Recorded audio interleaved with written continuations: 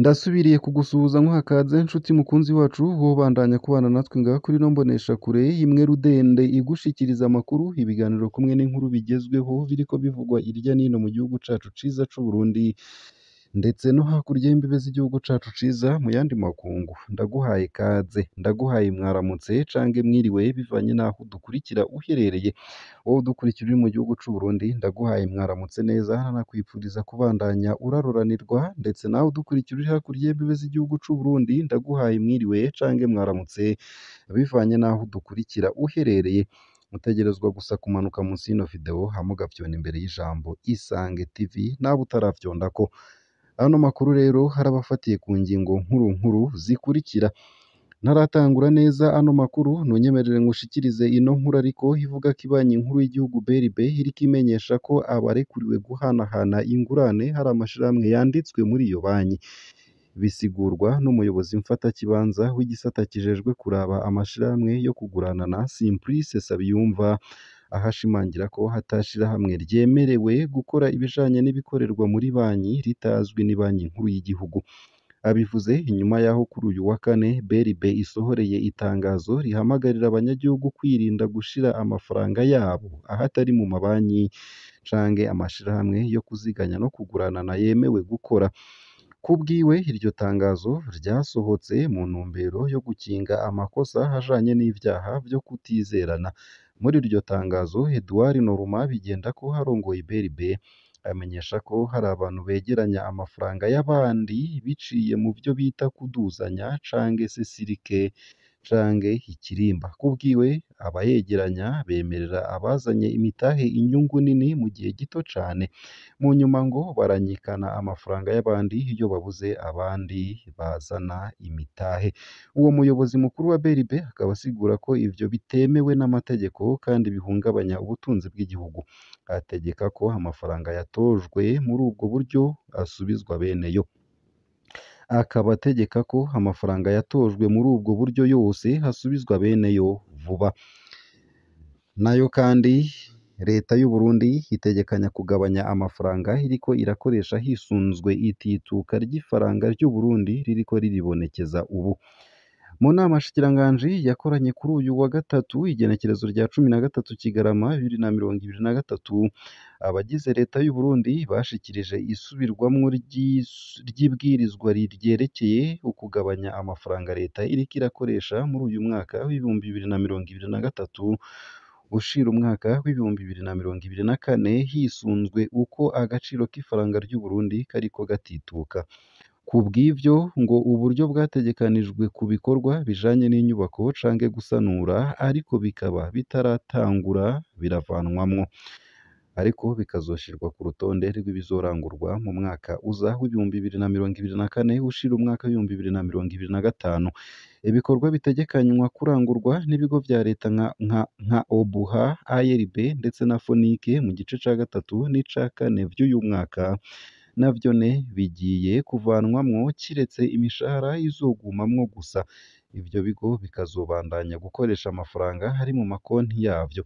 Ibindi leta ivuga ko bigiye kuvanwaho ni igurwa ry'amamodokari yagenewe mu bisata bimwe bimwe vya leta, ariko mu gisirikare no mu gipolisi iyo ngingo ikaba itaberekeye kuko bobo bazogurirwa imodokari hisunzwe izikenewe kugurwa uyu mwaka. Ikindi inama shikiranganji yasavye ni ikijanye n'uko hogabanywa itagisi itangishwa ku isukari yinjira ivuye hanze kugira ngo abayirangurira hanze bayizane ku bwinshi. Harasabwe kandi ko hogwizwa na kabiri itagisi ku modokari y'agaciro iyo umuntu aguze yigira kabiri. Ikindi ni ikijanye no gusubiramwo ibijanye n'igaburwa ry'amafaranga atozwa ku masoko canke mu mazu y'ubudandaji hagati y'ibiro vy'igisagara ca Bujumbura n'ikigo OBR, aho ibice 20% vy'ayatojwe bizokwegukira ibiro vya meri ya Bujumbura. Nayo mu yariko aravugwa hanze y'imbibe z'igihugu c'u Burundi nuko bamwe mu barongoye imirwi yitwaje ibirwanisho bafatiwe ibihano na Leta Zunze Ubumwe za Amerika. Leta Zunze Ubumwe za Amerika zatangaje kuri uyu wa gatanu uheze ko zafatiye ibihano abarongoye imirwi itatu hamwe n'abari mu mirwi yitwaje ibigwanisho bagirizwa guhungabanya umutekano mu gice c'ubuseruko bwa Repubulika Iharanira Demokarasi ya Kongo.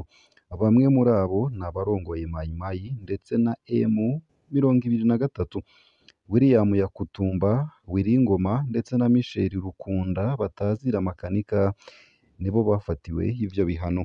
William Yakutumba niwe yatanguje hakaba hari n'indongozi ijejwe ivya politike mu murwi witwaje ibirwanisho witwa Mai Mai Yakutumba wo mu runani rw'abanyagihugu baharanira ubwigenge bwa Kongo CNPSC. Ni urunani rw'imirwi myinshi yitwaje ibigwanisho mu ntara ya Sud Kivu. Nk'umukuru wa Mai Mai Yakutumba ndetse na CNPSC, Yakutumba yaragize uruhara mu busuma, gusambanya abakenyezi mu kivunga ndetse n'ubundi bubisha bufatiye ku gitsina. Uko akaba ariko urwo rwandiko ruvuga ko abo banyekongo bafatiwe ibihano rusigura. Willy Ngoma ni umuvugizi w'umurwi M23, umurwi wahonyanze agateka ka zina muntu mu kwica, mu gukora ibitero no gusambanya ku nguvu abasivile. Ku bw'ivyo bagirizwa, kuwa 29 Munyonyo 2022 M23 yarakoze ubwicanyi mu gisagara ca Kishishe mu ntara ya Nord Kivu muri Repubulika Iharanira Demokarasi ya Kongo, aho abagwanyi ba M23 bakoze ubusuma bw'ibintu vy'abasivile baranasambanya abakenyezi benshi. Uko akaba ariko urwo rwandiko ruvuga. Michel Rukunda arongoye umurwi Twirwaneho n'umurwi ugizwe ahanini n'abo mu muryango w'Abanyamurenge. Ku ntwaro ya Rukunda, Twirwaneho yarinjije mu bagwanyi abana batarakwiza imyaka 12 kugira ngo bacungere ibirindiro vya gisirikare, bakizure babe ba maneko baje mu bikorwa vy'intambara, bakore nk'abacungereye abagwanyi canke babatekere ivyo bafungura mu makambi y'igisirikare. Twirwaneho yarakoze ibitero ku basivile nko mu makambi y'abateshejwe izabo, bariba baranaturira amazu menshi hamwe n'ivuriro. Uko akaba ariko abo bategetsi ba Amerika basigura. Yakutumba ndetse na Rukunda bavugwa ko barongoye imirwi, harimwo imirwi yitwaje ibigwanisho yakoreye ku bakenyezi, abana canke abasivile mu gukora ibikorwa vy'ububisha, harimwo ubwicanyi, guca ibihimba abantu, gufata ku nguvu abakenyezi n'ubundi bwoko bw'amabi afatiye ku gitsina. Ibindi kandi abagize imirwi yitwaje ibirwanisho barongoye baragirizwa kugira uruhara mu bikorwa mwene ivyo canke ayandi mabi afatiye ku gitsina, ukunyuruza abantu, ugutesha abantu izabo, gutera amashure, amavuriro, ibigo vy'abihebeye Imana canke ibibanza abasivile baba bahungiyemwo, canke inyifato zerekana amabi canke uguhonyanga agateka ka zina muntu muri Repubulika Iharanira Demokarasi ya Kongo canke bifitaniye isano na RDC. Willy Ngoma yavuzwe nk'uwagomvye gukora kw'izina ryiwe canke ry'umurwi M23 ku murwi ivyawo canke inyungu zawo zazibiwe. Ivyo bihano si ivya mbere kuri abo bantu uko ari batatu. Kuwa 8 Kigarama 2022 nk'akarorero, inama y'ubumwe bwa Buraya yari yafashe ingingo yo kongera ku rutonde abantu 8 bafatiwe ibihano kubera umutekano muke uri muri Repubulika Iharanira Demokarasi ya Kongo. Amazina ya Yakutumba ndetse na Willy Ngoma yari kuri urwo rutonde. Muri Mukakaro 2023 iyo nama ya Buraya nayo nyene muri Mukakaro 2023 inama ya Buraya nyene yarahanye. Muri Mukakaro 2023 inama ya Buraya yarahanye Makanika. Ku bwa bamwe mu basesanguzi mu vya politiki ya Repubulika Iharanira Demokarasi ya Kongo, ibihano bitangwa na Leta Zunze Ubumwe za Amerika ku barongoye imirwi yitwaje ibigwanisho muri RDC ntibituma amahoro agaruka mu gice c'ubuseruko bw'ico gihugu. Ku bwa Thomas Dakunumuiti, umusesanguzi, ingabo za gisirikare zategerezwa guhabwa Leta ya Kongo kugira ngo baheraheze amabi ariko arakorwa n'imirwi yitwaje ibigwanisho mu bice vya Kongo.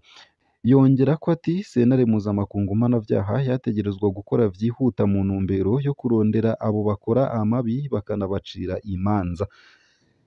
Ngaha akaba ariho nsoreje ano makuru nari naguteguriye ariko avugwa irya nino mu gihugu c'u Burundi ndetse no hakurya y'imbibe z'igihugu c'u Burundi mu yandi makungu. Ngaha kuri ino mboneshakure tugushikiriza amakuru aba ariko avugwa irya nino mu bisata bitandukanye nko mu gisata c'inkino, mu gisata ca politike, mu gisata c'agateka ka zina muntu, mu gisata c'imigenderanire n'ayandi makungu, mu gisata c'uburimyi n'ubworozi, mu gisata c'amagara y'abantu, kumwe n'ibindi bisata bitandukanye irya nino mu gihugu c'u Burundi ndetse no hakurya y'imbibe z'igihugu c'u Burundi mu yandi makungu ya kure. Utegerezwa gusa kubandanya kumwe natwe hama nyene hano makuru akaja aragushikako mu ba mbere kandi ku gihe. Ugire ibihe vyiza n'umunsi mwiza.